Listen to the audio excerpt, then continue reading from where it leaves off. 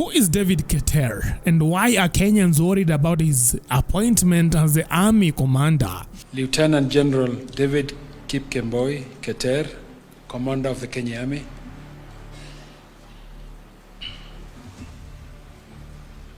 Bro, politics is about rewarding loyalty, and people don't care.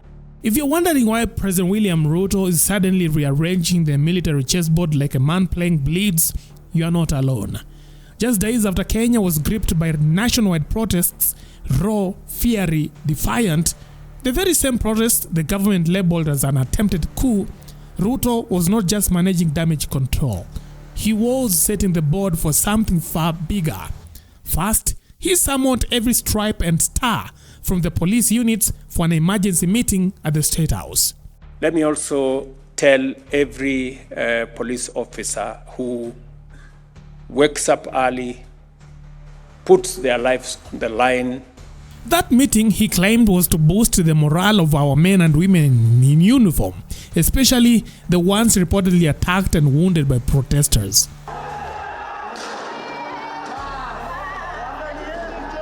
We cannot have a country where criminals are running after police officers. But even that wasn't the headline act. Just hours later, the red carpet was rolled out again at State House, Nairobi. And this time, not for reprimands, but for regalia. For the investiture of rank, Your Excellency, we present Major General Joel Muriungi Nturimi. In a tightly choreographed ceremony, President William Ruto presided over the swearing-in of newly promoted Kenya Defence Forces officers, a robust reconfiguration of the military's command structure that touched all three branches, the Army, Air Force, and Navy. At the center of the attention was the promotion of Major General David Kipkemboi Keter to Lieutenant General and his appointment as commander of the Kenya Army. I, David Kipkemboi Keter, commander of the Kenya Army, do swear in the name of the Almighty God. He replaces the Lieutenant General David Kimaiyo Chemwaina Tarus, who has been redeployed to serve as the Vice Chancellor at the National Defence University. Until this elevation, Keter had served as an Assistant Chief of Defence Forces in charge of personnel and logistics. That I will diligently serve the people of the Republic of Kenya without any fear, favor. Now the change has sparked questions. Why was Tarus, the outgoing commander of the army and once viewed as a potential CDF successor, reassigned instead of promoted? What calculus did the State House consider in elevating Keter now, just when the line of succession is starting to take shape? The bigger question is about the political interest in all this conversation, and top of that, I know, is about who is going to become the next CDF. So there is a lot of conversation about that. But what I would say that is part of the routine change in the military leadership, and the appointments by the some of them are appointments that were due. But then we come to the top appointment. The one that has caused uproar is that one of the Kenya Army, because you understand the current Chief of Defence Forces is from the Kenya Navy. So next, the Chief of Defence Forces must come from the Kenya Army. So people are trying to to look at how the president is trying to align certain people that maybe people feel it's who the president wants to become the CDF. And do you feel the president has control on who should be the next CDF?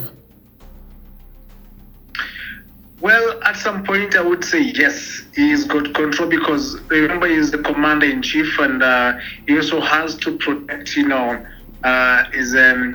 his whole leadership. And you understand, from the president, we have the Kenya is a democracy. So we have the democratic aspect, leadership within Kenyan territory.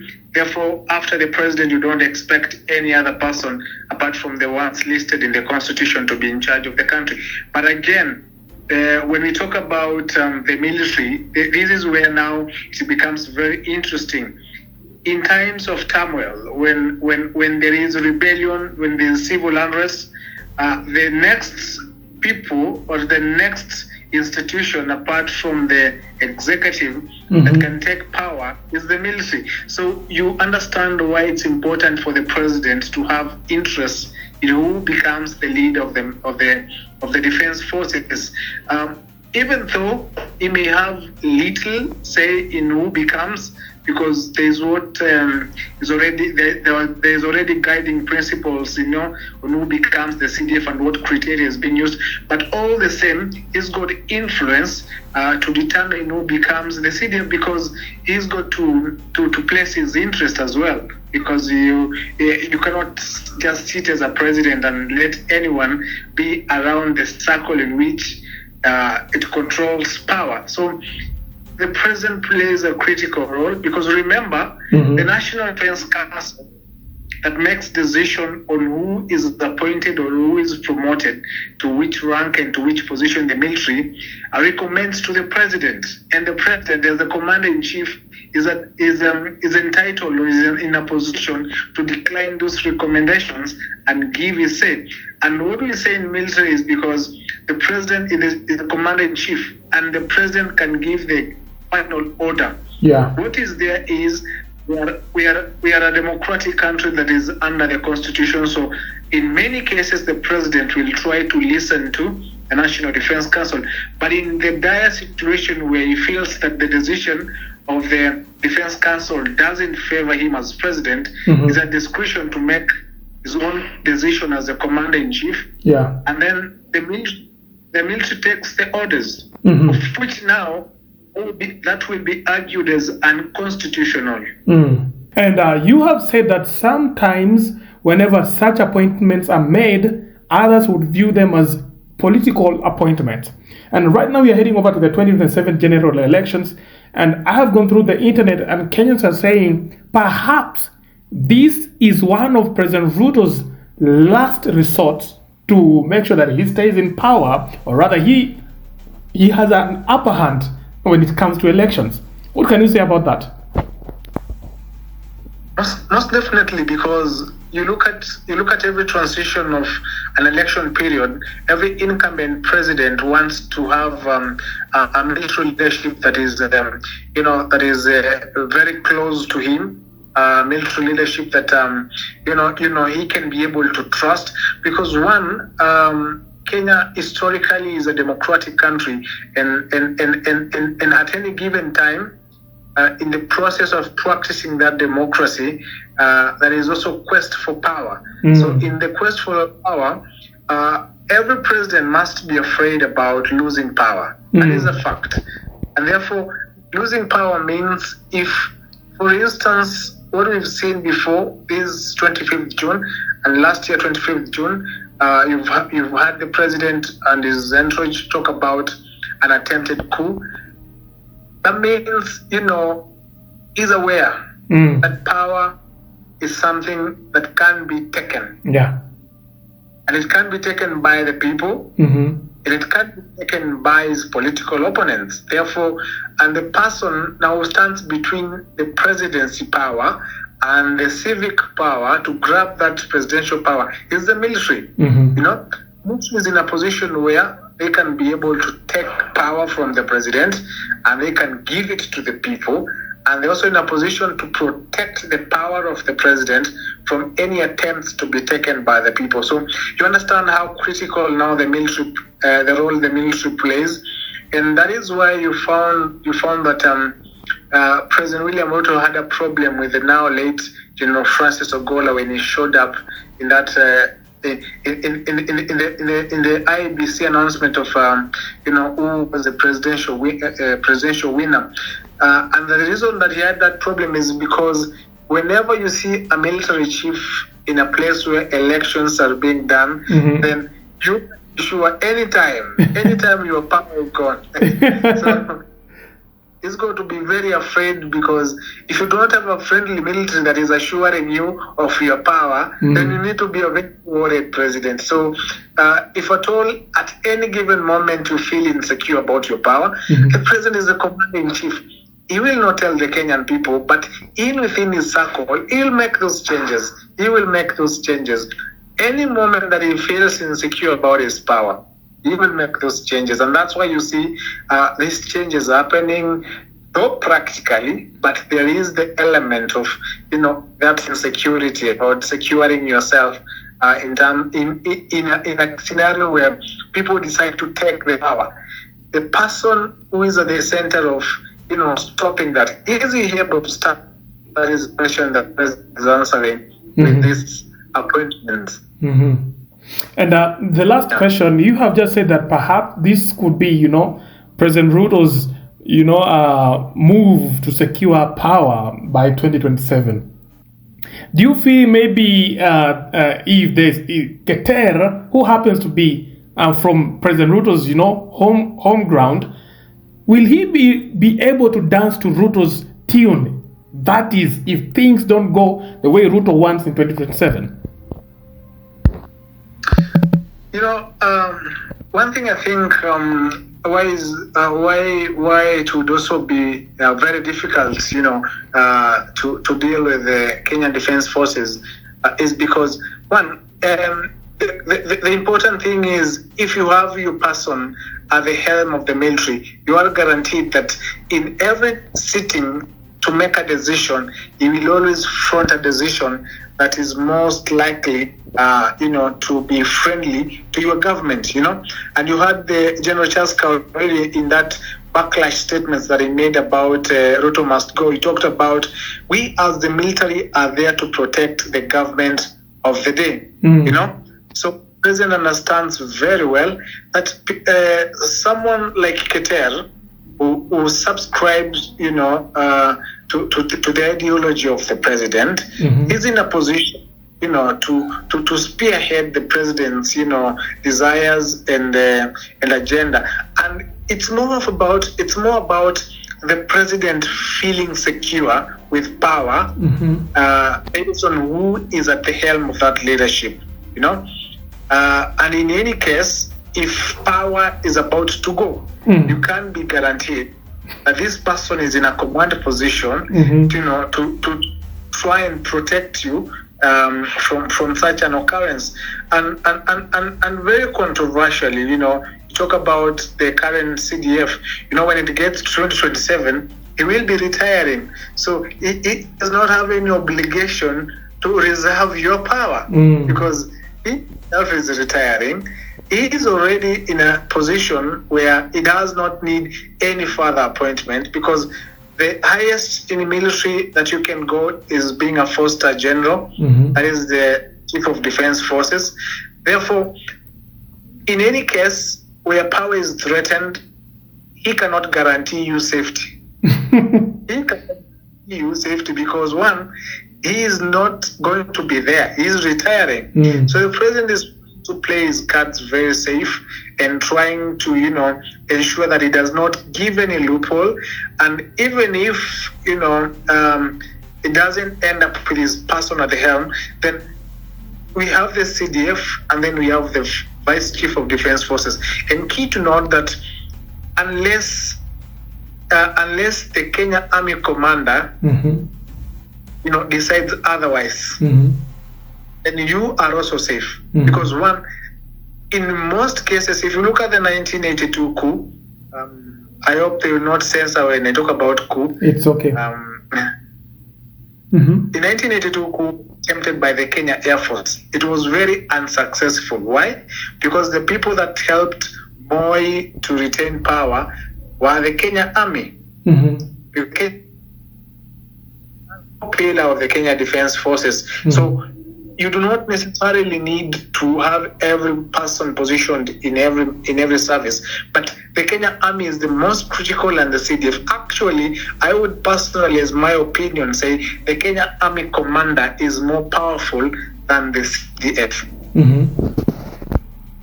And even if because most of the Kenya Army soldiers in the military hierarchy, the Kenya Army soldiers will draw commands from their commander, and their commander is the service commander. The CDF cannot directly issue orders to the respective military officers in the Kenya Army. Mhm. The CDF is the overseer of the entire KDF.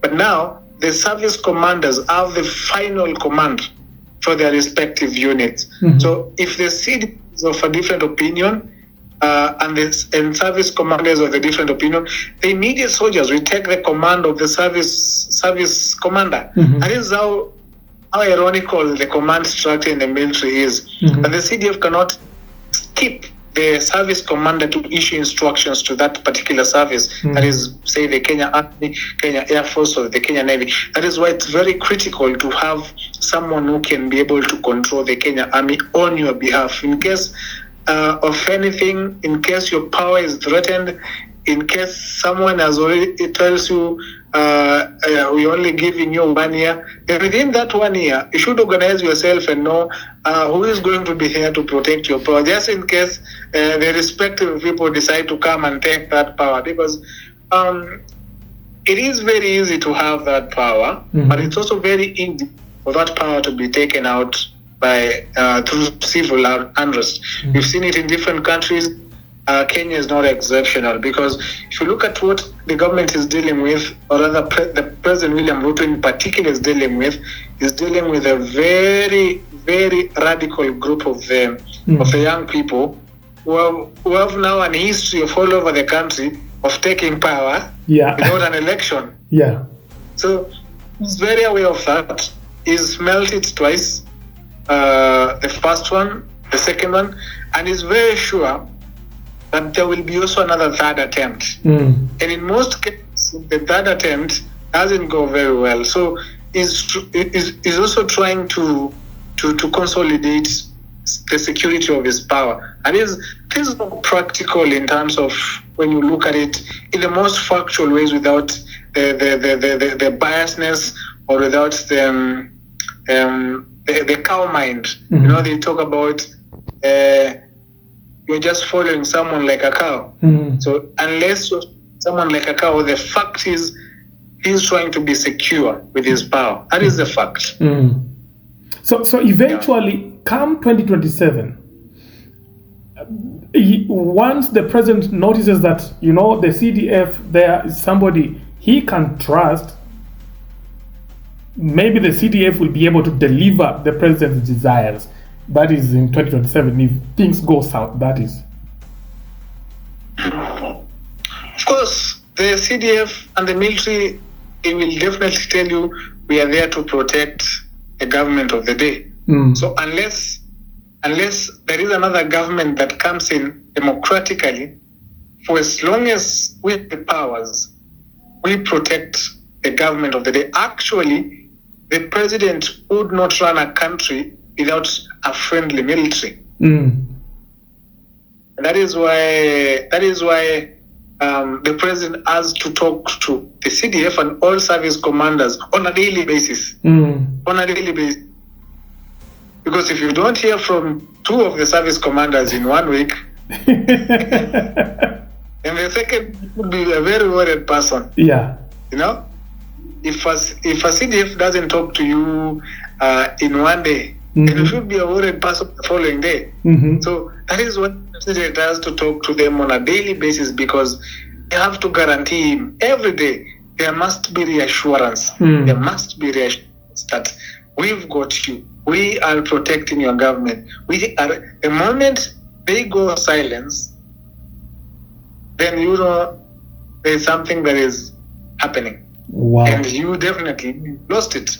So at any given point when the president feels secure, he will definitely make a change that favors him and assures him that even if things go south, we'll retain power. Critical to note that in an election, if at all we do an election and there is a lot of turmoil and indifferences, and the independent electoral body, is unable to declare any particular winner, then you understand now where the military comes in critically, because now the military steps in to protect the democracy of the country. And that means until another president is announced, the military must protect the president of the day.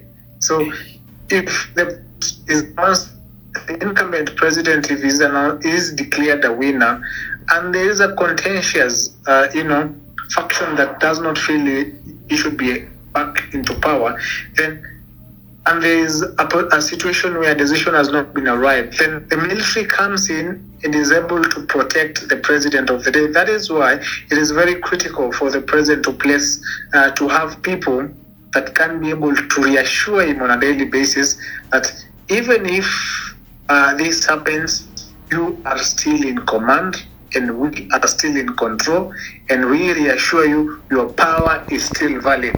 Unless we declare it invalid, it's still valid. Mm-hmm. And that is fact. Mm-hmm.